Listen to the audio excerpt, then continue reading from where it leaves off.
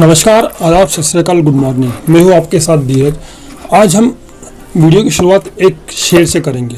उसी शेर के इर्द गिर्द हमारा आज का वीडियो रहेगा। शेर है, सरहदों पर कोई तनाव है क्या, कुछ पता तो करो चुनाव है क्या।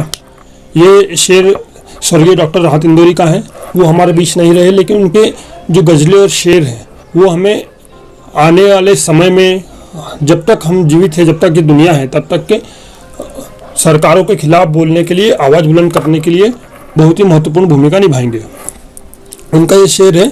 डॉक्टर राहत इंदौरी का साफ कहना है, इनके शेर से जो उनका मतलब निकलता यही है कि जब चुनाव होते हैं, कहीं भी चुनाव होते हैं देश में, तो सरहदों पर अचानक तनाव क्यों बढ़ जाता है, उसके पहले तनाव क्यों नहीं रहता। आप कई उदाहरण ले लीजिए, आप कारगिल ले लीजिए, सर्जिकल स्ट्राइक ले लीजिए, पुलवामा ले लीजिए, पठानकोट ले लीजिए, या फिर अभी लद्दाख में हो रहे चीन के विवाद, अरुणाचल प्रदेश में हो रहे चीन के विवाद को ले लीजिए।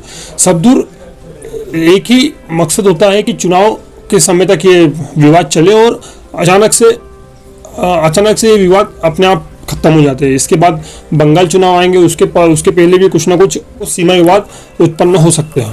चुनाव आयोग का कहना है कि बिहार में जो चुनाव है 2020 में विधानसभा चुनाव, वो जल्द ही समाप्त किए जाएंगे। जो मतलब नवंबर से पहले चुनाव को समाप्त किया जाएगा, क्योंकि नवंबर तक जो पुरानी सरकार है उसका कार्यकाल है।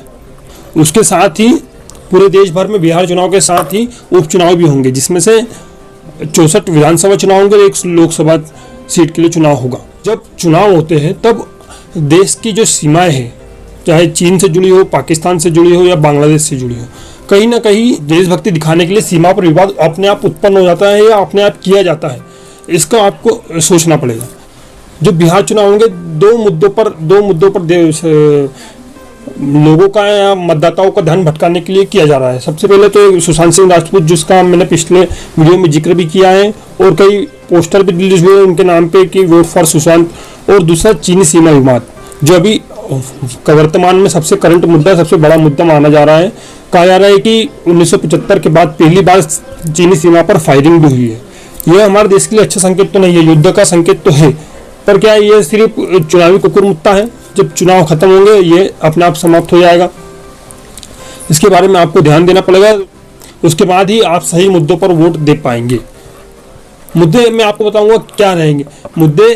कभी आपको वोट देना है चीन सीमा विवाद, तो राष्ट्रीय स्तर का मुद्दा है, उस पर आप वोट ना दे तो अच्छा है। आप वोट दे सड़कों पर, उन सड़कों पर वोट दे, उन पुल पर वोट दे जो चुनाव के, जो उद्घाटन के एक हफ्ते बाद या उद्घाटन से पहले ही पानी में बह गए। उस बाढ़ पर वोट दे जो हर साल बिहार को प्रभावित करती है। बिहार के लाखों लोग इससे प्रभावित होते हैं और घर से बेघर हो जाते हैं।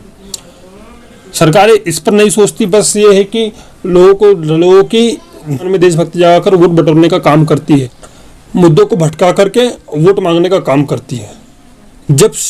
जब हमारे वीर शहीद की शहादत पर कोई पार्टी वोट मांगती है और कुछ वर्षों बाद उसका परिवार, उसके परिजन पेंशन के लिए दर की ठोकरें खाते हैं, तो वो वोट आपका कभी भी सार्थक नहीं होगा। आपका वोट तब सार्थक होगा जब महामारी के इस दौर में मजबूर मजदूर पैदल वापस आए और उन्हें रोजगार मिले, तब आपका वोट सार्थक होगा। आप इससे सोचिए और इन मुद्दों को बनाकर सरकार से सवाल पूछिए और इसी मुद्दों पर वोट दीजिए।